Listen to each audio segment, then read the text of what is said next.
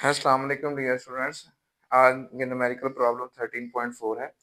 इसमें हमें बताया गया है कि आयरन की एक बार है जिसका जो क्रॉस सेक्शनल एरिया उसने ऐसे बताया कि उसकी जो ईच साइड रेक्टेंगुलर है ये, और इसने ईच साइड उसकी बताई कि 2 सेंटीमीटर है और इसकी ये वाली साइड भी आपके पास 2 सेंटीमीटर है। तो ये आपके पास जो है वो इसका जो क्रॉस सेक्शनल एरिया है वो स्क्वायर शेप का है, और इसकी जो बार की जो लेंथ है वो आपके पास 40 सेंटीमीटर है।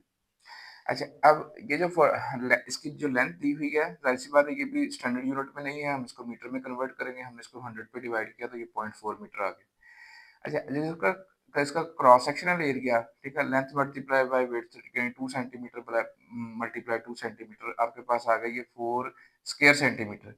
अच्छा, अब ये भी आपके पास जो है वो स्टैंडर्ड यूनिट नहीं है, एरिया का स्टैंडर्ड यूनिट मीटर स्क्वायर होता है, ये उसमें हमने कन्वर्ट करना है, ये सेंटी यहाँ पे प्रीफिक्स है। ये याद रखें कि जब भी हम किसी यूनिट की पावर लेते हैं, तो वो जो पावर होती है वो अकेली यूनिट की नहीं होती, वो अगर साथ में कोई प्रीफिक्स प्रीफिक्स मौजूद हो तो ये उसकी भी पावर होती है। यानी ये जो 2 पावर है ये इस प्रीफिक्स यानी सेंटी की भी पावर है।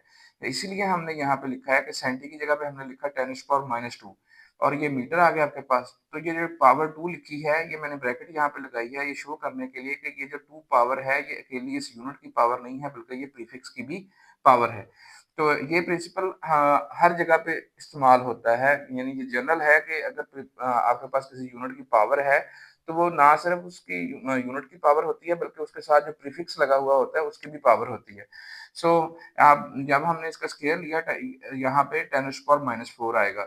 सो अभी आपके पास क्रॉस सेक्शनल एरिया आ गया 4 मल्टीप्लाई 10⁻⁻4 मीटर स्क्वायर। अब ये आपके पास स्टैंडर्ड में कन्वर्ट हो गया। सो हमें गिवन क्या है? हमें लेंथ गिवन है, और ये जो चीज़ हमारे पास थी कि उसने जो है वो हमें बताया था कि ये स्क्वायर शेप की है, उसने उसकी हमें ये दे दी कि 2 सेंटीमीटर है, तो हमने उसका एरिया भी कैलकुलेट कर लिया। सो हमारे पास लेंथ भी है, एरिया भी है, और आयरन का की जो स्पेसिफिक रेजिस्टेंस है या रेजिस्टिविटी हम इसको कहते हैं, वो भी हमारे पास मौजूद है 11 × 10⁻⁸ ओहम मीटर। हमने इस बार की रेजिस्टेंस कैलकुलेट करनी है। सो रेजिस्टेंस का फार्मूला होता है कि is equal to rho L over A. ये रॉ स्पेसिफिक रेजिस्टेंस होती है मटेरियल की, ये उस कंडक्टर की लेंथ होती है, ये उस कंडक्टर का क्रॉस सेक्शनल एरिया होता है। हमारे पास तीनों चीजें मौजूद है, हम इसको पुट कर देंगे। 11 × 10⁻⁸ ये उसकी रेजिस्टिविटी आ गई ओहम मीटर में, मल्टीप्लाई ये लेंथ आ गई 0.4 मीटर, ये क्रॉस सेक्शनल एरिया आ गया 4 × 10⁻⁴ मीटर स्क्वायर।